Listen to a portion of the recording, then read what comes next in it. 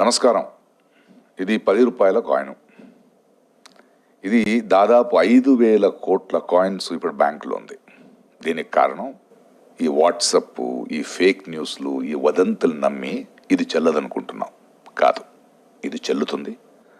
RBI ప్రకటన ఇచ్చిన తర్వాత కూడా దీన్ని మనం ఒప్పుకోకపోతే, ఎవరైనా ఒప్పుకోకపోతే అది ఆర్థిక నేరం అవుద్ది. 3 సంవత్సరాల జైలుంది.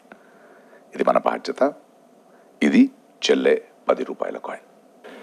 దీన్ని చూసారా? ఇది 10 రూపాయల బిళ్ళ. మన భారత ప్రభుత్వం, ముఖ్యంగా ఆర్బీఐ వాళ్ళు రిలీజ్ చేసిన 10 రూపాయల కాయిన్.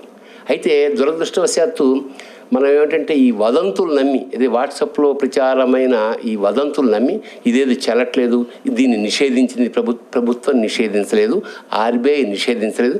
ఇది హాయిగా నిక్షేపంలాగా దీన్ని మనం వాడుకలో పెట్టుకోవచ్చు.